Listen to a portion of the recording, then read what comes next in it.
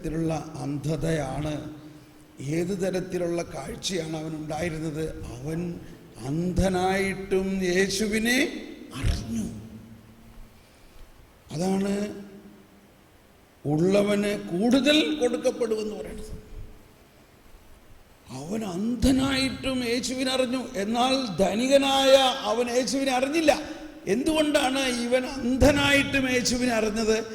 അവൻ്റെ ഫോക്കസ്, അവൻ്റെ ശ്രദ്ധ ധനത്തിലല്ലായിരുന്നു. അവൻ ദരിദ്രനായിരുന്നത് കൊണ്ടും അവൻ്റെ ഉൾക്കണ്ണുകൾ തുറന്നിരുന്നത് കൊണ്ടും. ഉടനെ ഈശോ പറഞ്ഞു, നീ കാണുക. സാവധാനം അവൻ്റെ കണ്ണുകളിൽ എങ്ങനെ ഒരു പ്രകാശം വന്നു. സാവധാനം ഈശോയെ അവൻ മുഴുവനും ഇങ്ങനെ കാണുകയാണ്. അപ്പോൾ വീണ്ടും അടുത്ത ഷോട്ട് ക്യാമറ, ആ മുമ്പത്തെ ധനികൻ കുതിരപ്പുറത്ത് പോകുമ്പോൾ അവൻ്റെ അകത്ത് വീണ്ടും ഈ വചനം മുഴങ്ങുകയാണ്, നിനക്കുള്ളതെല്ലാം വിറ്റ് ദരിദ്രർക്ക് കൊടുക്കുക. ഉടനെ അവൻ കുതിരക്കാരനോട് പറഞ്ഞു, വണ്ടി നിർത്തൂ.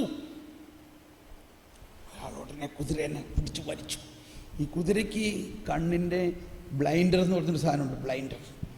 കുതിരേനെ പിടിച്ചു വലിച്ചിങ്ങനെ തിരിച്ചപ്പോൾ കുതിരയുടെ ബ്ലൈൻഡറുകൾ തെറിച്ചു പോയി. ഇതൊക്കെ നമ്മുടെ നാടകമാണ്. കുതിരയുടെ ബ്ലൈൻഡർ തിരിച്ചുപോയി എന്ന് പറഞ്ഞാൽ അവൻ്റെ അന്ധത മാറി. അവൻ പറഞ്ഞു, വണ്ടി തിരിച്ച് യേശുവിൻ്റെ അടുത്തേക്ക് വീണ്ടും വിടാൻ പറ്റും. ഇത് ബൈബിളിലില്ലാത്ത കാര്യമാണ്, പക്ഷേ ഇങ്ങനെ ആകാനുള്ള എല്ലാ സാധ്യതയുമില്ലേ? അതല്ലേ നമുക്ക് വേണ്ടത്, അതല്ലേ വേണ്ടത്. അവിടെ നമ്മുടെ സിനിമ അവസാനിച്ചു. Praise the Lord.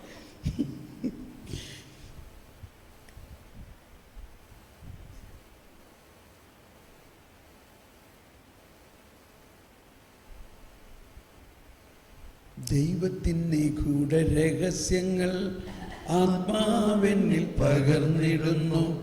ബുദ്ധിയും ബോധ്യവും ദൈവിക ശക്തിയും ആത്മാവിനിൽ ചൊരിഞ്ഞിടുന്നു. ദൈവത്തിൻ്റെ ഗൂഢരഹസ്യങ്ങൾ ആത്മാവിനിൽ പകർന്നിടുന്നു. ബുദ്ധിയും ബോധ്യവും ദൈവിക ശക്തി ആത്മാവിനിൽ ചൊരിഞ്ഞിടുന്നു. ഓക്കെ, നമ്മളിനി നീതിയെക്കുറിച്ച് തന്നെ ചിന്തിക്കാം കേട്ടോ.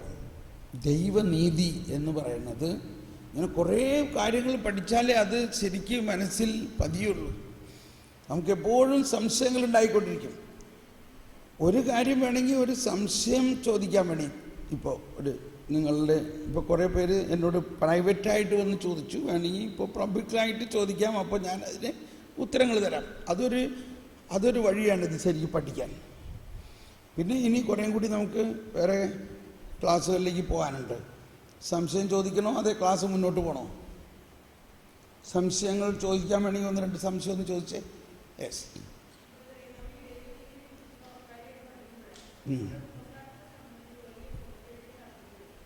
കുമ്പസാരത്തെ സംബന്ധിച്ച്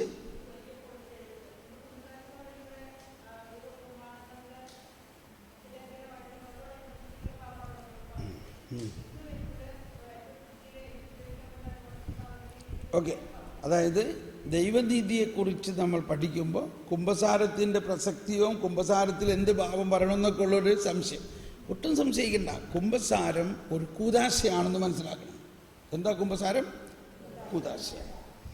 ഏറ്റവും വലിയ കൂദാശ എന്താ? ഏറ്റവും വലിയ കൂദാശ കുർബാനയാണ്. ഇവിടെയും ഒരു കൺഫ്യൂഷനാണ്. കുമ്പസാരത്തിലും ഒരു പ്രശ്നം. പലരും വിചാരിക്കുന്നത് കുമ്പസാരമാണ് ഏറ്റവും വലിയ കൂദാശ എന്നാണ്. പലരും പറയണത് നീ കുമ്പസാരിക്കാതെ വിശുദ്ധ കുർബാന സ്വീകരിക്കരുതാണ്, ഇല്ലേ?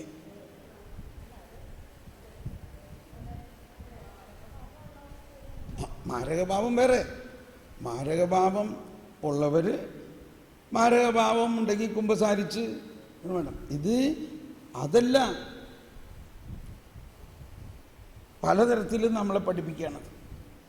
ഒരിക്കലൊരു മകൻ വന്നിട്ട് എന്നോട് പറഞ്ഞു, ബ്രദറെങ്കിലേ അടുത്ത ആഴ്ച ഞാൻ ആദ്യ കുർബാന കൈക്കൊള്ളാൻ പോവുകയാണ്. അത് കഴിഞ്ഞിട്ട് എന്തെങ്കിലും പാപം ചെയ്താൽ ഉടനെ നരകത്തിൽ പോകല്ലേ? കണ്ടോ? അപ്പോൾ അവന് ആദ്യ കുർബാനയ്ക്കുള്ള പ്രിപ്പറേഷൻ കൊടുത്തിരിക്കുന്നതാണ്. ആദ്യ കുർബാനയ്ക്ക് കുമ്പസാരിച്ച് കുർബാനയ്ക്കൊള്ളണം. അവനെ പ്രിപ്പയർ ചെയ്തിരിക്കുന്നത് എന്താ?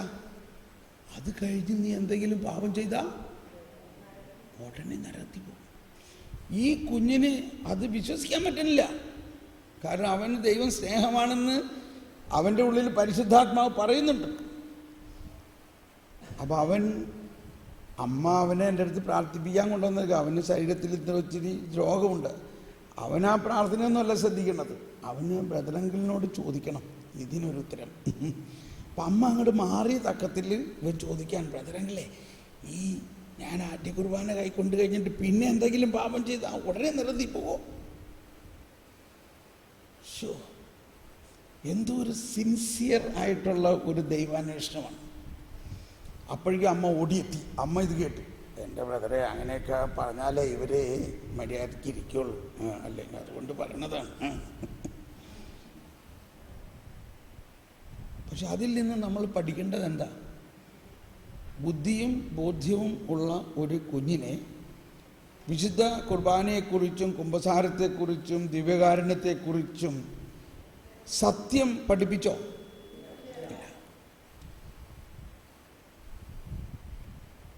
സത്യം അറിയാതെ അവൻ ആ പ്രായത്തിലും അവന് തോന്നുന്നുണ്ട് ഇതല്ല സത്യമെന്ന്. അതുകൊണ്ടല്ലേ അവൻ അമ്മ പറഞ്ഞിട്ടും ടീച്ചർ പഠിപ്പിച്ചിട്ടും അവൻ അത് വിശ്വസിക്കില്ല. അതാണ് മാമോദീസയിലൂടെ അവൻ്റെ ഉള്ളിൽ ഒരു തീപ്പൊരി ഉണ്ട്. അപ്പം ഞാൻ അവനോട് പറഞ്ഞു, ഇനിയിപ്പോൾ ഞാൻ ഉത്തരം കൊടുക്കണമല്ലോ അവന്. ഞാൻ പറഞ്ഞു, എൻ്റെ മോനെ, നീ വലിയ തെറ്റൊന്നും ചെയ്യാതിരിക്കാൻ വേണ്ടി അമ്മ പറയണതാണ്. പക്ഷേ ഈശോ മിശിഹ, നീ ഈശോയെ സ്വീകരിച്ച് കഴിഞ്ഞാൽ പിന്നെ ഈശോ നിന്റെ സകല പാപങ്ങളും എടുത്ത് മാറ്റി നിനക്ക് പാപം ചെയ്യാൻ സാധിക്കില്ല. നീ ദൈവത്തിൻ്റെ പ്രസാദവരം കൊണ്ട് നിറഞ്ഞു, പിന്നെ നിനക്ക് പാപം ചെയ്യാൻ സാധിക്കില്ല. ദൈവം നിന്റെ അകത്തുണ്ട്. എന്നിരുന്നാലും ദൈവം തന്നെ ചില ബലഹീനതകൾ നമ്മളിൽ അനുവദിക്കുന്നുണ്ട്. ആ ബലഹീനതകൾ അനുവദിക്കുന്നത് നമ്മൾ അഹങ്കരിക്കാതിരിക്കാനും നമ്മൾ കർത്താവിൻ്റെ കൃപയിൽ എപ്പോഴും ആശ്രയിക്കാൻ വേണ്ടിയാണ്. അപ്പോൾ അങ്ങനെയുള്ള ബലഹീനതകൾ നിന്നിലുണ്ടായാലും അതൊന്നിനും നിന്നെ നരകത്തിൽ കൊണ്ടുപോകാൻ ശക്തിയില്ല. മാത്രമല്ല, അപ്പോൾ നീ വീണ്ടും കുമ്പസാരിക്കണം, വീണ്ടും പശ്ചാത്തപിച്ച് കുമ്പസാരിക്കണം. അപ്പോൾ നമ്മൾ മനസ്സിലാക്കേണ്ടത് കുമ്പസാരം ആവശ്യമാണ്. കുമ്പസാരം ഏത് പാപത്തെയാണ് കുമ്പസാരത്തിൽ നമ്മൾ പ്രധാനമായിട്ട് മനസ്സിലാക്കേണ്ടത്? ഇപ്പോൾ നിങ്ങൾ ഇനിയിപ്പോൾ ചിലപ്പോൾ ഇന്നോ നാളെ നിങ്ങൾ കുമ്പസാരിക്കണം. ഇപ്പോൾ അതിനും കൂടിയുള്ള ഒരുക്കമായിട്ട് വേണം ഇതെടുത്തോ.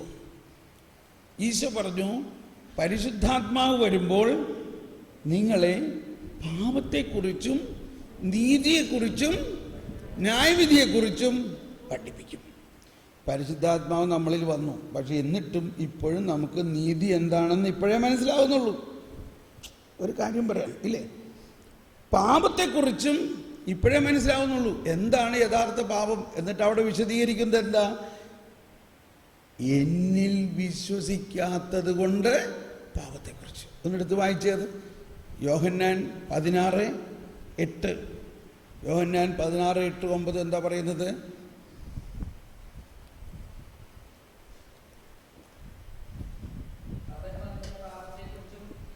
അവൻ വന്ന് പാപത്തെക്കുറിച്ചും നീതിയെക്കുറിച്ചും ന്യായവിധിയെക്കുറിച്ചും ലോകത്തെ ബോധ്യപ്പെടുത്തും. കണ്ടിന്യൂ, തുറന്ന് വായിച്ചവനെ. അവർ എന്നിൽ വിശ്വസിക്കാത്തതിനാൽ പാപത്തെക്കുറിച്ച്. അപ്പൊ എന്താ യഥാർത്ഥ പാപം? വിശ്വസിക്കായികയാണ് പാപം. ഈ പാപം ഒന്ന് ഏറ്റുപറഞ്ഞ് നിങ്ങളൊന്ന് കുമ്പസാരിക്കണം. അതായത് എന്താണ് ഏറ്റു പറയുമ്പോഴും മനസ്സിലാക്കണം, കർത്താവേ, ഞാൻ ഇത്രയും നാൾ വിചാരിച്ചിരുന്നത് ഞാൻ തന്നെ കൽപ്പനകൾ പാലിച്ചാൽ രക്ഷിക്കപ്പെടുമെന്നാണ്. പക്ഷെ അതല്ല, യേശുക്രിസ്തുവിലുള്ള വിശ്വാസത്തിലൂടെയാണ് രക്ഷിക്കപ്പെടുന്നതെന്ന് ഇപ്പോൾ ഇവരോട് പറയാണ്, നിങ്ങൾ എന്നിൽ വിശ്വസിക്കില്ലെങ്കിൽ നിങ്ങൾ നിങ്ങളുടെ പാപത്തിൽ മരിക്കുമെന്ന്. ഇല്ലേ? നിങ്ങൾ എന്നിൽ വിശ്വസിക്കുന്നില്ലെങ്കിൽ നിങ്ങൾ നിങ്ങളുടെ പാപത്തിൽ മരിക്കും. എന്നിൽ വിശ്വസിച്ചാലോ? എന്നിൽ വിശ്വസിച്ചാൽ നിങ്ങളുടെ പാപം മുഴുവനും ഞാൻ ഏറ്റെടുക്കും. ഇല്ലേ? അപ്പൊ അവര് ഫ്രീ ആയില്ലേ? മനസ്സിലാവുന്നുണ്ടോ? വിശ്വസിക്കുമ്പോൾ, നമ്മൾ യേശുവിൽ വിശ്വസിക്കുമ്പോൾ എന്ത് സംഭവിക്കുന്നു? നമ്മുടെ പാപം മുഴുവനും യേശു ഏറ്റെടുക്കുന്നു. യേശു ഏറ്റെടുത്ത് കഴിഞ്ഞിരിക്കുന്നു. പക്ഷെ നമ്മൾ വിശ്വസിക്കുമ്പോൾ അതിൻ്റെ അനുഗ്രഹം, കൃപ നമുക്ക് ലഭിക്കുന്നു, അതിൻ്റെ യോഗ്യത നമുക്ക് ലഭിക്കുന്നു. ഇപ്പൊ മനസ്സിലായോ എന്തുകൊണ്ട് ക്രിസ്ത്യാനികളായ നമ്മൾ, യേശുവിൽ വിശ്വസിക്കുന്നവരായ നമ്മൾ ഇപ്പോഴും എന്തോ ഒരു പാപങ്ങളാണ് ചെയ്യുന്നത്? എന്തുകൊണ്ട്?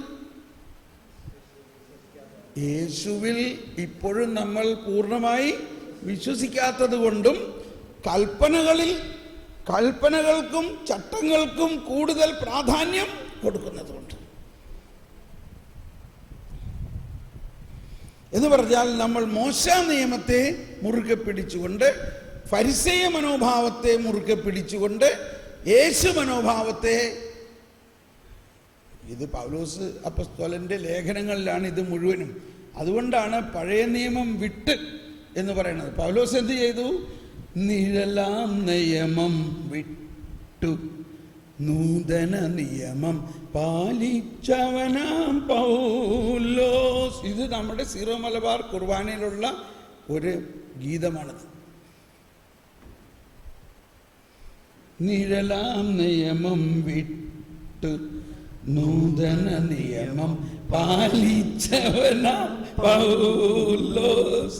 ശ്ലീഹ തന്നുടെ മാതൃക നിങ്ങൾ കൈക്കൊണ്ടിടുവിൻ. ശ്രദ്ധിക്കണം. ഓക്കെ, അപ്പോൾ കുമ്പസാരിക്കണം. പക്ഷെ കുമ്പസാരത്തിൽ നമ്മൾ കൂടുതൽ പഠിക്കണം. എന്താ പഠിക്കേണ്ടത്? കുമ്പസാരം എന്നാൽ കൃപയുടെ പ്രവർത്തനമാണ്. കൃപയുടെ എന്താണ് കൂദാശകൾ? കൂദാശ എന്ന് പറഞ്ഞാൽ എന്താണ്? അദൃശ്യമായ ദൈവ കൃപയുടെ ദൃശ്യമായ അടയാളം. ദൈവകൃപ നമ്മിലേക്ക് ഒഴുകി നമ്മിലുള്ള പാപത്തെ അകറ്റുന്നു. അതായത് മാമോദീസ സ്വീകരിച്ചു കഴിഞ്ഞാലും നമ്മളിൽ ചില കാലികമായ കോൺസിക്വൻസ് ഉണ്ട്. ആദ്യ പാപത്തിൻ്റെ കാലികമായ ചില പ്രസരണങ്ങൾ ദൈവം അനുവദിക്കുന്നു. അത് കൃപയാൽ നമ്മൾ ശുദ്ധീകരിക്കണം. ആ ശുദ്ധീകരണമാണ് കൂദാശകളിലൂടെയും പ്രാർത്ഥനയിലൂടെയും നമ്മൾക്ക് ലഭിക്കുന്നത്. അപ്പോൾ കുമ്പസാരിക്കണം എന്നത് ആവശ്യം തന്നെയാണ്. പക്ഷേ കുമ്പസാരിക്കുമ്പോൾ നമ്മൾ പ്രധാനമായിട്ട് ചിന്തിക്കേണ്ടത് യേശുക്രിസ്തുവിലുള്ള വിശ്വാസത്തിൽ നമ്മൾ എവിടെ നിൽക്കണോ എന്ന് പരീക്ഷിച്ചറിഞ്ഞിട്ട് വിശ്വാസക്കുറവിനെയും ആണ് പ്രധാനമായിട്ട് കുമ്പസാരത്തിൽ എടുത്ത് പറയേണ്ടത്. ഈ രണ്ടാമത് കുമ്പസാരത്തിൽ എടുത്ത് പറയേണ്ടത് ഈശോ തന്നെ പറഞ്ഞിട്ടുള്ള പാപങ്ങൾ. നിങ്ങൾ എന്താണ്? മറ്റുള്ളവരെ വിധിക്കരുത് കേട്ടോ. ഇത് വിധിക്കുമ്പോൾ നിങ്ങളെ തന്നെ വിധിക്കുകയാണ്. മറ്റുള്ളവരുടെ കണ്ണിലെ കരട് എടുക്കണ്ട, നിങ്ങളുടെ കണ്ണിലെ തടിക്കഷ്ടം. ഇപ്പൊ 2 പാപം പെർമനന്റ് പറയാറായിട്ടുണ്ടല്ലേ? ഇല്ലേ? ആണോ ഇല്ലേ? ഒരു ദിവസം എത്ര പ്രാവശ്യം നമ്മൾ മറ്റുള്ളവരെ വിധിക്കും പറയും. ഇപ്പൊ ഞാൻ തന്നെ എത്ര പ്രാവശ്യം വിധിച്ചു കഴിഞ്ഞു. അപ്പോ ഇങ്ങനെയുള്ള പുതിയ നിയമത്തിൻ്റെ പശ്ചാത്തലത്തിൽ യേശു പറഞ്ഞിരിക്കുന്നത് കൽപ്പനകളെ റദ്ദാക്കാനല്ല ഞാൻ വന്നിരിക്കുന്നത്. കൽപ്പനകൾ വള്ളിയോ പുള്ളിയോ മാറില്ല എന്ന് ഈശോ പറയുന്നുണ്ട്. പക്ഷേ കൽപ്പനകളിലൂടെ അല്ല രക്ഷ കിട്ടുന്നതെന്നും ഈശോ പറയുന്നുണ്ട്. രക്ഷ കിട്ടുന്നത് ആരിലൂടെയാ? യേശുക്രിസ്തുവിലൂടെയാണ്. അപ്പോൾ കുമ്പസാരത്തിന് ഒരു മാറ്റവുമില്ല. മറിച്ച് കുമ്പസാരം 10 കൽപ്പനകളിൽ മാത്രം ആശ്രയിക്കാതെ യേശു തന്നിരിക്കുന്ന പുതിയ കൽപ്പനയാണ് കുമ്പസാരത്തിൽ കണക്കിലെടുക്കേണ്ടത്. കുമ്പസാരം യേശു തന്നിരിക്കുന്ന കൂദാശയാണ്, മോശ തന്നിരിക്കുന്ന കൂദാശയല്ല. യേശു തന്നിരിക്കുന്ന കൂദാശയിൽ ഏറ്റവും പ്രധാന കൽപ്പന എന്താണ്? നിങ്ങൾ മറ്റുള്ളവരെ സ്നേഹിക്കുക, പരസ്പരം സ്നേഹിക്കുക. ഞാൻ ചിലപ്പോൾ പറഞ്ഞു കഴിഞ്ഞ കാര്യമായിരിക്കും. ഇപ്പം നമ്മളുടെ നാട്ടു നടപ്പ് എന്താ? ഞാൻ പറഞ്ഞില്ലേ, അവരുടെ വീട്ടിൽ നമ്മൾ ക്രിസ്മസ് ആയിട്ട് പലഹാരം കൊടുക്കണം, കാരണം അവർ ദിവാളിക്ക് പലഹാരം കൊണ്ടുവന്നതാണ്. അപ്പോൾ നമ്മൾ എന്ത് ചെയ്തു? നമ്മളെ സ്നേഹിക്കുന്നവരെ സ്നേഹിച്ചു. അവരുടെ കല്യാണത്തിന് പോകണം, ഒരു വള കൊടുക്കണം, ആ കൊച്ചിൻ്റെ മാമോസിക്ക് പോകണം, കാരണം അവർ നമ്മുടെ കൊച്ചിൻ്റെ മാമോസിക്ക് വന്നിട്ട് ഒരു മോതിരം തന്നതാ, അതുപോലെ തന്നെ ഒരു മോതിരം അങ്ങോട്ടും കൊടുക്കണം. കൊടുക്കുകയില്ലയോ? ഇതൊക്കെ നമ്മുടെ നിയമങ്ങളാണ്. കാശില്ലെങ്കിൽ എങ്ങനെയെങ്കിലും ഉണ്ടാക്കി നമ്മളത് നടത്തും. എന്തിനാ? ഇവിടെ ഏത് കൽപ്പനയാണ് നമ്മൾ പാലിച്ചവിടെ? ഒരു കൽപ്പനയും പാലിച്ചില്ല. നമ്മൾ സ്നേഹിക്കുന്നവരെ സ്നേഹിക്കണം. ഇതാണോ ഈശോ തന്ന കൽപ്പന? അപ്പം ഇവിടെയാണ് നമുക്ക് പശ്ചാത്താപം വേണ്ടത്. എന്നാൽ വേറെ കരുണ കാണിക്കാൻ്റെ എന്തെല്ലാം മേഖലകളുണ്ട്. അതാണ് ഈശോ ഫരിസേയരുടെ ആ നിയമങ്ങൾ എടുത്ത്. അവർ എള്ളിനും ജീരകത്തിനും അങ്ങനെയുള്ള കാര്യങ്ങൾക്കൊക്കെ ദശാംശം കൊടുക്കും. എന്നാൽ നിയമത്തിൻ്റെ പ്രധാനമർഹിക്കുന്ന കരുണയോ സ്നേഹമോ കണക്കിലെടുക്കുന്നില്ല. അപ്പോൾ നമ്മൾ കരുണയില്ലാതെ ഒരാളോട് പെരുമാറിയിട്ടുണ്ടെങ്കിൽ അതാണ് പാപം. നമ്മളെ സ്നേഹിക്കുന്നവരെ സ്നേഹിക്കുന്നതിലല്ല, ശത്രുക്കളെ സ്നേഹിക്കുന്നതിലാണ് ദൈവരാജ്യം. അപ്പം ആ രീതിയിൽ നമ്മൾ കുമ്പസാരത്തിനെ കൂടുതൽ പുതിയ നിയമാധിഷ്ഠിതമായ ഒരു കുമ്പസാരം നടത്തണം. അതിന് മത്തായിയുടെ സുവിശേഷം 23-ാം അധ്യായത്തിലാണ് ഫരിസേയരെ വിമർശിച്ചുകൊണ്ടുള്ള കുറേ കാര്യങ്ങൾ പറഞ്ഞിരിക്കുന്നത്. അത് മുഴുവൻ ഇപ്പോൾ പറഞ്ഞാൽ നമുക്ക് ഭയങ്കര പ്രയാസമാകും. ഞാൻ പറയണില്ല, അത് നിങ്ങൾ വായിച്ചോ. അതിൽ ഈശോ പറഞ്ഞിരിക്കുന്ന കേട്ട് കഴിഞ്ഞാൽ നമുക്ക് ഭയങ്കര പ്രയാസം തോന്നും. വെള്ളയടിച്ച കുഴിമാടങ്ങൾ എന്നൊക്കെ പറഞ്ഞാൽ നിസ്സാര കാര്യമാണോ? പക്ഷെ വാസ്തവത്തിൽ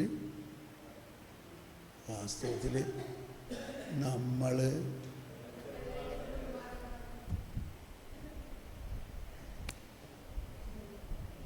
മിണ്ടണ്ട, കുമ്പസാരത്തിൽ പറഞ്ഞാൽ മതി. അപ്പോൾ നമ്മുടെ കുമ്പസാരം ഫരിസേയര മനോഭാവത്തെ എടുത്തു മാറ്റുന്നൊരു കുമ്പസാരമായിരിക്കണം. അങ്ങനെ ഒന്ന് കുമ്പസാരിച്ച് നോക്ക് നിങ്ങൾ. വലിയ ദൈവാനുഭവമായിരിക്കുകയും ഈ കുമ്പസാരത്തിലൂടെയും കൗദാശികമായ ഒരു മുറിച്ച് മാറ്റം. കൂദാശ എന്ന് പറഞ്ഞാൽ സാക്ര എന്ന് പറഞ്ഞാൽ മുറിക്കുക എന്നും കൂടി അർത്ഥം. Sacrament, Saqqara. കൂദാശ എന്ന് പറഞ്ഞാൽ മുറിക്കുക. ജോൺ ഓഫ് ദ ക്രോസിൻ്റെ എല്ലാം പുസ്തകത്തിൽ പറഞ്ഞിരിക്കുന്നത് ഈ ഫരിസേയ മനോഭാവം തൊലി ഉരിഞ്ഞ് മാറ്റണ മാതിരി തൊലി ഉരിയണ മാതിരി ഉരിഞ്ഞാലേ ഇത് പോകുള്ളൂതാ പറഞ്ഞത്. It is not easy. തൊലി ഉരിയണ പോലെ അത് നമ്മളിൽ അള്ളിപ്പിടിച്ചിരിക്കുകയാണ്. അതിനെ ഉരിഞ്ഞ് മാറ്റുക മനുഷ്യർക്ക് അസാധ്യമാണ്. അതാണ് ദൈവത്തിന് സാധ്യം. നല്ലൊരു ഉദാഹരണം, പാമ്പിൻ്റെ പടം പോകുന്നത് എപ്പോഴാണ്? പുതിയ പടം വന്നു കഴിയുമ്പോൾ, പുതിയ തോൽ വന്നു കഴിയുമ്പോൾ പഴയ തോല് ഊരിപ്പോകുന്ന പോലെ. അപ്പോൾ എങ്ങനെയാണ് ഈ ഫരിസേയ സ്വഭാവം നമ്മളിൽ നിന്ന് മാറ്റേണ്ടത്? പുതിയ വസ്ത്രം അണിയണം. പുതിയ വസ്ത്രം അണിയണം. എന്താ പുതിയ വസ്ത്രം എന്ന് പറഞ്ഞ്? പുതിയ വീഞ്ഞ് കുടിക്കണം, പുതിയ തോൽക്കുടം ആകണം. അതാണ് കരിസ്മാറ്റിക്കിലെല്ലാം നമ്മൾ പറയാറുള്ള പുതിയ സൃഷ്ടിയാവുക എന്നതാണ് സർവപ്രധാനം. പുതിയ സൃഷ്ടിയാവുക.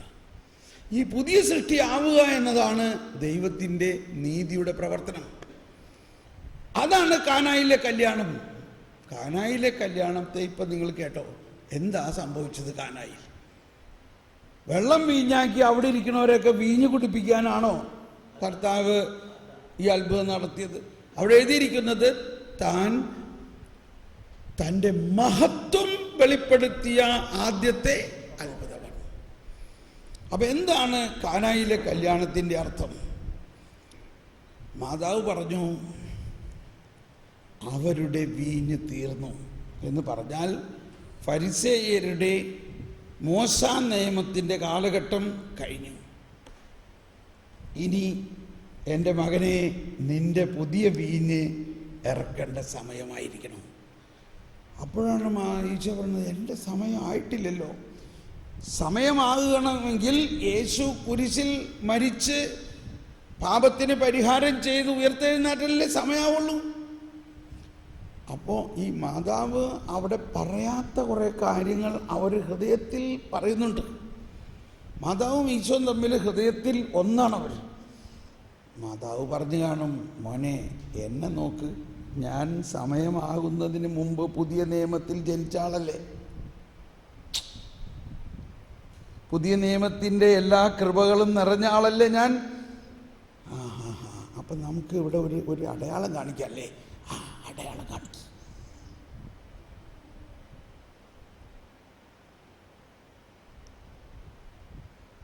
എന്നിട്ട് മാതാവ് പറഞ്ഞു, അവൻ പറയുന്നത് ചെയ്യുക എന്ന് പറഞ്ഞാൽ മോശയും നിയമവും പറയുന്നതിനേക്കാൾ പ്രധാനമായിട്ടുള്ളതാണ്.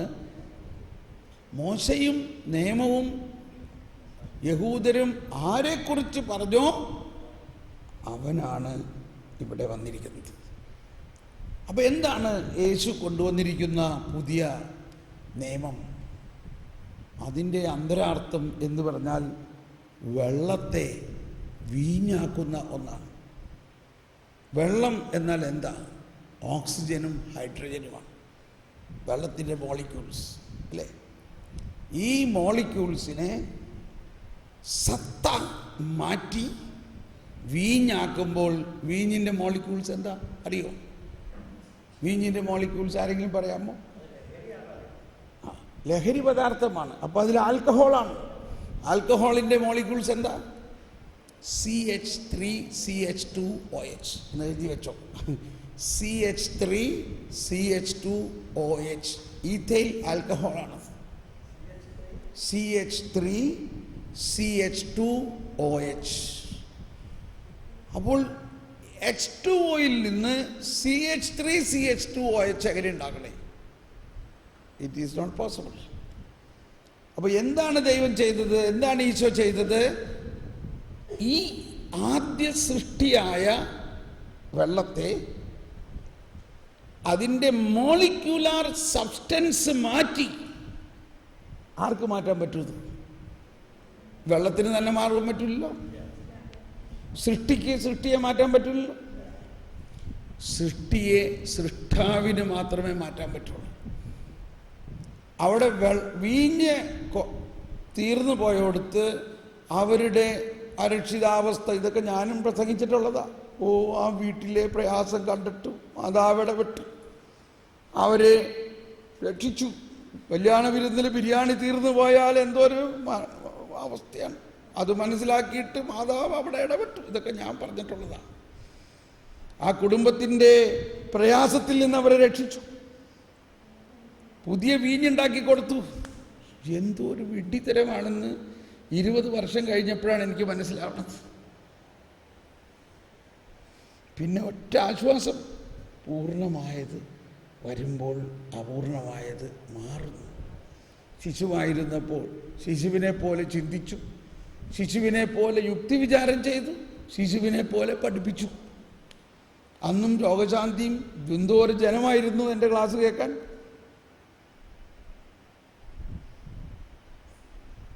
പക്ഷേ പഠിപ്പിച്ചത് പൂർണ്ണതയുള്ളതല്ലായിരുന്നു. പക്ഷേ കാലഘട്ടം മാറുന്നു, ജ്ഞാനമെന്നറിയുന്നു. എനിക്കിത് മനസ്സിലായ ദിവസമുണ്ടായ ആനന്ദവും സന്തോഷവും ലജ്ജയും ഞാൻ എത്ര പ്രാവശ്യം പറഞ്ഞിട്ടുണ്ട്. ഒരു കല്യാണ വീട്ടിൽ ബിരിയാണി തീർന്നു പോയാൽ ആ വീട്ടുകാരൻ്റെ അവസ്ഥ, അതിൽ നിന്നും മാതാവ് അവനെ രക്ഷിച്ചു. കാരണം യഹൂദരുടെ ഇടയിൽ വീഞ്ഞ് ഇല്ലെങ്കിൽ കല്യാണം, വീഞ്ഞ് തീർന്ന പിന്നെ വലിയ പ്രശ്നമാണ് അവിടെ. പക്ഷേ അതൊന്നുമല്ല. വീഞ്ഞ് തീർന്നിട്ടാണ് വീഞ്ഞുണ്ടാക്കണമെങ്കിൽ ഈശോന് ഇങ്ങനെ പറഞ്ഞാൽ മതിയായിരുന്നല്ലോ. വീഞ്ഞുണ്ടാവട്ടെ എന്ന് പറഞ്ഞാൽ വീഞ്ഞുണ്ടാവുമായിരുന്നില്ലേ? ആ പഴയ തോൽക്കുടങ്ങൾ ഈശോ ഉപയോഗിച്ചു പോലുമില്ല. പഴയ തോൽക്കുടം ഉപയോഗിച്ചോ? അതൊക്കെ സിംബോളിക് ആണ്. ഈ പുതിയ നിയമത്തിൻ്റെയും ദൈവനീതിയുടെയും. പഴയ തോൽക്കുടം ഉപയോഗിക്കാതെ മൺകൽഭരണികൾ ഉപയോഗിച്ചു. നിങ്ങൾ കേട്ടാൽ സമ്മതിക്കുമെന്ന് അറിഞ്ഞൂടാ. നമ്മളുടെയും വീട്ടിലൊക്കെ പണ്ടൊക്കെ ഇറയത്ത് ഈ വീടിൻ്റെ വരാന്തയുടെ അവിടെ ഒരു കാല് കഴുകാൻ വെള്ളം വെച്ചന ഒരു തൊട്ടിൽ മണ്ണ് കൊണ്ടുള്ളത് ഉണ്ടായിരുന്നോ ഇല്ലയോ? അതേമാതിരി തന്നെയാണ് കാല് കഴുകാൻ, ശുദ്ധീകരണത്തിന് വേണ്ടി കാല് കഴുകുന്ന കൽഭരണികൾ. അതാരെങ്കിലും അടുക്കളയിൽ കൊണ്ടുവന്ന് വെള്ളം നിറച്ച് കുടിക്കാറുണ്ടോ? കർത്താവ് ചെയ്തത് അതാ. ഇത് കാല് കഴുകാൻ വെള്ളം വെച്ച ഭരണികളെ എടുത്തിട്ട് പറയാണ്, അതിനകത്ത് നിങ്ങൾ വക്കോളം നിറക്കി, എന്നിട്ട് അതങ്ങ് വീഞ്ഞാക്കി എന്ന് പറഞ്ഞാൽ ഒരുപാട് അർത്ഥമാണ് അതിനകത്ത്. ഇനി നിങ്ങളുടെ ശുദ്ധീകരണം ആ വെള്ളത്തിലൂടെ അല്ല, ആ വെള്ളത്തിലൂടെയുള്ള ശുദ്ധീകരണം അല്ല. ഞാൻ തന്നെ നിങ്ങളെ ശുദ്ധീകരിക്കും. വെള്ളത്തിലുള്ള ശുദ്ധീകരണം ഒരു റിച്വലായിരുന്നു. കാലിൻ്റെ പൊടി കഴുകാന്നുള്ളതുള്ളൂ. അതുകൊണ്ട് ഹൃദയം ശുദ്ധീകരിക്കപ്പെടുമോ? ആ റിച്വലാണ് ഈശോ എടുക്കുന്ന ആ റിച്വൽ.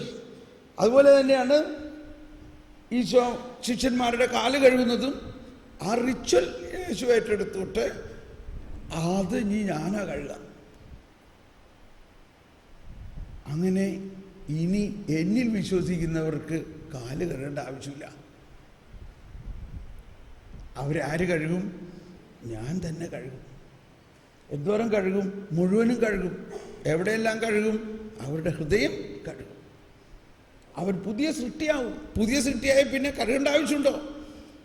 ഇപ്പം ഞാൻ ആന്തരിക സൗഖ്യ പ്രാർത്ഥനയൊന്നും അധികം പ്രാർത്ഥിക്കണില്ല. കാരണം എന്താ? പുതിയ സൃഷ്ടിയായ പിന്നെ ആന്തരിക സൗഖ്യം താനെ വന്നോ ഇല്ലയോ? നമ്മൾ ഈ ആന്തരികമായിട്ട് ആ മുറിവിനെ പിടിച്ച് ഇപ്പോഴും പഴയതിലെ പിടിച്ചുകൊണ്ടിരിക്കുകയാണ്. ഏതുപോലെ? ക്ഷമിക്കണം, ഇപ്പോൾ വരണത് എൻ്റെ ദൈവമേ എന്നോട് ക്ഷമിക്കണം. ലോത്തിനോട് പറഞ്ഞു പുറോട്ട് തിരിഞ്ഞു നോക്കരുത്. ലോത്തിൻ്റെ ഭാര്യ എന്ത് ചെയ്തു? പുറോട്ട് തിരിഞ്ഞു നോക്കി. പുറോട്ട് എന്താ കാണുന്നത്? അവിടെ തിന്മയും തിന്മ മൂലമുള്ള ശിക്ഷയുമാണ് കാണുന്നത്. തിരിഞ്ഞു നോക്കിയതോടെ ആള് ഉപ്പ് തൂണായി മാറി. നമ്മൾ എന്താ നോക്കിക്കൊണ്ടിരിക്കണേ? നമ്മൾ മുമ്പോട്ടാണോ പുറകോട്ടാണോ? നമ്മളിപ്പോൾ ഒരുപാട് പുറകോട്ട് പോവുകയാണ്. നമ്മൾ പോണത് പൂർവ്വശാപം. ഇവിടെ എന്തെങ്കിലും ഒരു പ്രശ്നം, ഒരു കൊച്ചു പറഞ്ഞു എനിക്ക് ചെവി വേദന ഉണ്ടായിട്ട് ഞാൻ അമ്മയോട് പറഞ്ഞു, ബാംഗ്ലൂർ പഠിക്കുന്ന കുട്ടിയാണ്, അമ്മേനെ വിളിച്ച് പറഞ്ഞപ്പോൾ ഞാനൊരു കൗൺസിലറോടൊന്ന് ചോദിക്കട്ടെ എന്താ അതിൻ്റെ കാരണം. 2 ദിവസം വിളിച്ചു കഴിഞ്ഞപ്പോൾ അയ്യോ മോളെ ഇത് ഒരു പൂർവ്വശാപത്തിൻ്റെ ബന്ധനമാണ്, അതിനു വേണ്ടി ഇത് ഇന്നിന്ന പരിഹാരങ്ങൾ ചെയ്യണമെന്നാണ് കൗൺസിലർ പറയണേ. അപ്പം നമ്മൾ എങ്ങോട്ടാ നോക്കണേ? മുന്നോട്ടോ പുറകോട്ടോ? കർത്താവ് ഈശോ മിശിഹ. അപ്പം മോശയുടെ നിയമത്തിൽ ഇങ്ങനെ എഴുതിയിട്ടുണ്ടല്ലോ, ഇന്നിന്ന പാപങ്ങൾ ചെയ്താൽ അതിൻ്റെ ഇത്ര തലമുറകൾക്ക് ശാപമുണ്ടാവുമെന്ന്. മോശ കഴിഞ്ഞിട്ട് ഇപ്പം ആര് വന്നു? എന്ത് സംഭവിച്ചു? അതിനിടയ്ക്ക് വല്ലതും സംഭവിച്ചോ? മോശയുടെ ആ കൽപ്പനയുടെ കാലഘട്ടവും ഇന്ന് നമ്മുടെ കാലഘട്ടത്തിൻ്റെയും ഇടയ്ക്ക് വല്ലതും സംഭവിച്ചോ? എന്ത് സംഭവിച്ചു? യേശുക്രിസ്തു വന്നു. വന്നിട്ട് എന്ത് ചെയ്തു? സകല പാപത്തിൻ്റെ ശാപവും യേശുക്രിസ്തു ഏറ്റെടുത്തു. അപ്പൊ ഇന്ന് അതെല്ലാം സ്വീകരിച്ച് കഴിഞ്ഞിരിക്കുന്ന നമ്മൾ ഇപ്പോഴും മോശയുടെ ആ നിയമത്തിൽ പിടിച്ചു നിൽക്കുകയാണെങ്കിൽ നമ്മൾ എന്ത് ചെയ്തു? നമ്മൾ യേശുക്രിസ്തുവിനോട് ഗുഡ് ബൈ പറഞ്ഞു. യേശുക്രിസ്തുവിനെ വിട്ടോ ഇല്ലയോ? ഇപ്പോൾ യേശുക്രിസ്തുവിൽ വിശ്വസിക്കുന്നുണ്ടോ ആ വ്യക്തി? മാമോദീസ സ്വീകരിച്ച മാമോദീസയുടെ അർത്ഥം മനസ്സിലാക്കുന്നുണ്ടോ? ഇപ്പൊ നമ്മൾ എന്തായി? നമ്മൾ ഒരു ഉപ്പ് തൂണ് തന്നെയാണ്.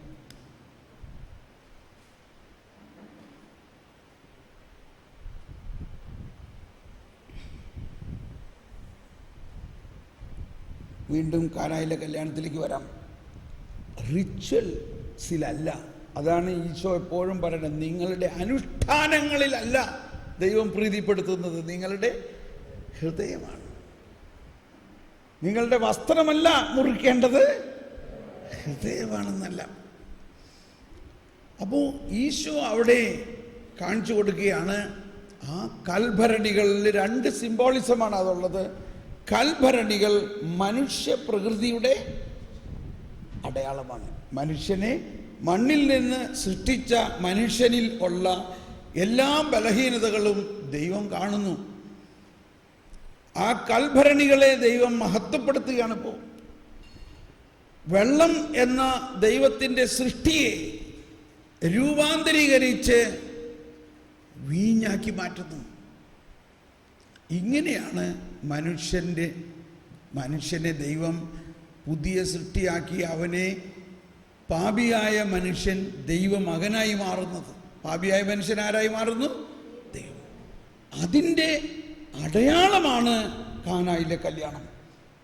അതായത് കൗദാശികമായ ഒരു ട്രാൻസബ്സ്റ്റാൻസിയേഷനിലൂടെ മനുഷ്യരെ മുഴുവനും സൃഷ്ടിയെ ദൈവം സൃഷ്ടാവ് തന്നെ പുതിയൊരു സൃഷ്ടിയാക്കി മാറ്റിയാലേ നമ്മളുടെ ഈ പാപവും ശാപത്തിൽ നിന്ന് നമുക്ക് മോചനമുള്ളൂ.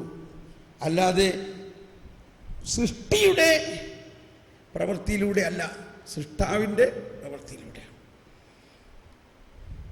അതാണ് കാനായിലെ കല്യാണം. ഇനി യോഹന്നാന്റെ സുവിശേഷത്തിൽ 1 മുതൽ 11 വരെയുള്ള അധ്യായങ്ങളിൽ എല്ലാ അധ്യായത്തിലും ഈ കാനായിലെ കല്യാണം പോലെ തന്നെയുള്ള സത്ത രൂപാന്തരീകരിക്കുന്ന ഒരു അവസ്ഥയാണ്, പുതിയ സൃഷ്ടിയാവുന്ന അവസ്ഥയാണ്.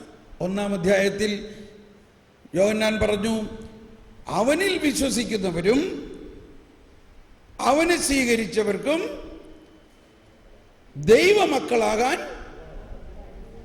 അവൻ ശക്തി നൽകി. ഇത് അവർ, ആ ദൈവമക്കൾ, ശരീരത്തിൽ നിന്നോ മനുഷ്യന്റെ മാംസത്തിൽ നിന്നോ അല്ല അവർ ജനിക്കുന്നത്, അവർ ദൈവത്തിൽ നിന്ന് ജനിക്കുന്നവരാണ്. എന്താ ദൈവത്തിൽ നിന്ന് ജനിക്കുക എന്ന് പറഞ്ഞാൽ? അതായത് നമ്മൾ ആദവും ഹവ്വയുടെയും പാരമ്പര്യത്തിലുള്ള മക്കളായിരുന്ന നമ്മളിപ്പോൾ ആരിൽ നിന്ന് ജനിക്കുന്നവരാകും? ദൈവത്തിൽ. നമ്മൾ മാതാപിതാക്കളുടെ ബയോളജിക്കൽ മക്കളായ നമ്മൾ യേശുവിൽ സ്നാനപ്പെട്ട് കഴിയുമ്പോൾ ദൈവമക്കളായി മാറി. നമ്മളിലുണ്ടായിരുന്ന പഴയ മനുഷ്യനെ മുറിച്ചു മാറ്റി. അതുതന്നെയാണ് വെള്ളം വീഞ്ഞാവുന്നത്. അപ്പോൾ 1-ാം അധ്യായം വീണ്ടും ജനിച്ച് രൂപാന്തരപ്പെടുന്ന അവസ്ഥയാണ് പറയുന്നത്. 2-ാം അധ്യായം കാനായിലെ കല്യാണത്തിൽ അത് തന്നെ. 3-ാം അധ്യായവും നിക്കോദേമോസ് എന്ന നിയമപണ്ഡിതനായ, നിയമത്തെ ഏറ്റവും കൂടുതൽ ബഹുമാനിക്കുന്നവനായ നിക്കോദേമോസ് വന്നിട്ട് ഈശോയോട് പറയാണ്, അങ്ങ് ദൈവത്തിൽ നിന്ന് വന്ന ഒരു പ്രബോധകനാണെന്ന് ഞാൻ മനസ്സിലാക്കണം. You are a teacher who has come from God. വലിയ കാര്യമാണിത്. ഇത് ആരും ശ്രദ്ധിക്കാത്തൊരു കാര്യമാണ്. നിക്കോദേമോസിന് മാത്രമേ ഇങ്ങനെ ഒരു സൂചന കിട്ടിയുള്ളൂ ഫരിസേയ പ്രമാണികളിൽ. അങ്ങ് ദൈവത്തിൽ നിന്ന് വന്ന ഒരു പ്രബോധകനാണ്. കാരണം നിക്കോദേമോസ് ആണ് അവിടുത്തെ ഏറ്റവും വലിയ പ്രൊഫസർ, പണ്ഡിതൻ, നിയമപണ്ഡിതൻ. അദ്ദേഹത്തിന് മനസ്സിലായി ഈ ഈശോ പറയുന്നത് ദൈവം തന്നെയാണ് പറയുന്നത്. എന്നിട്ട് അടുത്ത് പറയാണ്, ദൈവം കൂടെ ഇല്ലെങ്കിൽ ആർക്കും നിങ്ങൾ ചെയ്ത പോലെയുള്ള അടയാളം ചെയ്യാൻ പറ്റില്ല. ഏത് അടയാളത്തിനെ കുറിച്ച് അവിടെ പറയണേ? 2-ാം അധ്യായത്തിന് ശേഷം ഇത് പറയുമ്പോൾ ഏത് അടയാളത്തെ കുറിച്ചാ? കാനായിലെ കല്യാണത്തെ കുറിച്ചാ. ഞാൻ ഇതിൻ്റെ അനിമേഷൻ ഫിലിം ഉണ്ടാക്കിയപ്പോൾ കഥ മുഴുവൻ എഴുതി കഴിഞ്ഞപ്പോഴാണ് ഇതെനിക്ക് മനസ്സിലായത്. ഉടനെ കഥ മുഴുവനും മാറ്റി എഴുതി. കാരണം ഇയാളിത് പറയണമെങ്കിൽ ഇയാൾ ആരെങ്കിലും പറഞ്ഞത് കേട്ടിട്ട് പറയണതല്ല. ഇയാളിത് പറയുമ്പോൾ ശരിക്കും ഇയാൾ അവിടെ ഉണ്ടായിരുന്നു എന്നുള്ള ഇത് നമുക്ക് മനസ്സിലാവും.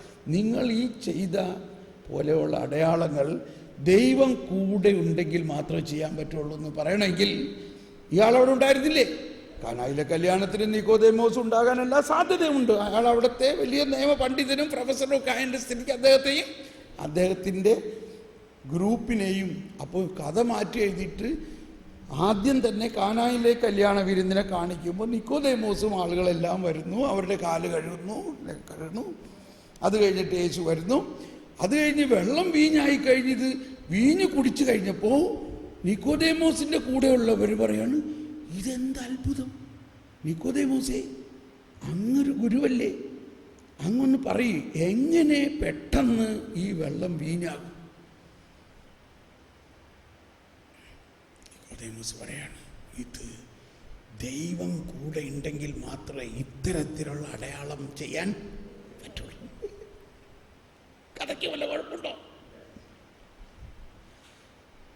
അപ്പോൾ അവർ ചർച്ച ചെയ്യാണ്. അവർ നിയമ പണ്ഡിതൻ്റെ കൂടെ കുറച്ച് ഗ്രൂപ്പിൽ നമ്മുടെ ആൾക്കാരില്ലേ, ധ്യാനഗുരുവിൻ്റെ കൂടെ കുറേ പേര് കാര്യങ്ങളൊക്കെ ഡിസ്കസ് ചെയ്യണ മാതിരി അവർ പറയാണ്, നിക്കോദേമോസേ അപ്പം അതിൻ്റെ അർത്ഥം എന്താ? അതിൻ്റെ അർത്ഥം ഒരു സത്ത രൂപാന്തരീകരണത്തിലൂടെ മാത്രമേ മനുഷ്യവംശത്തിന് മാറ്റം ഉണ്ടാവുള്ളൂ. ഓ, അപ്പോൾ ഒരാൾ പറയും, അതാണല്ലേ എസക്കിയേൽ പറഞ്ഞത്, ഞാൻ എസക്കിയേലിലൂടെ പറഞ്ഞത് നിന്റെ പഴയ ഹൃദയം മാറ്റി പുതിയത് തരും. കറക്റ്റ്. അപ്പോൾ വേറൊരാൾ അതല്ലേ ദാവീദ് പറഞ്ഞത്, എന്നിലൊരു പുതിയ ഹൃദയം എന്ത് ചെയ്യണമെന്നാണ് പറഞ്ഞത് ദാവീദ്? എന്നിൽ ഒരു പുതിയ ഹൃദയം സൃഷ്ടിക്കണമെന്നാണ് പറഞ്ഞത്. അപ്പോൾ ഇയാൾക്കൊരു സൃഷ്ടിയില്ലേ, ഇപ്പോൾ ഇയാൾക്കൊരു ഹൃദയമില്ലേ? അപ്പോൾ അതിനെന്ത് ചെയ്യും? കണ്ടോ, ദാവീദ് എന്താ പ്രാർത്ഥിച്ചതെന്ന് മനസ്സിലാക്കണം. നിർമ്മലമായൊരു ഹൃദയം എന്നിൽ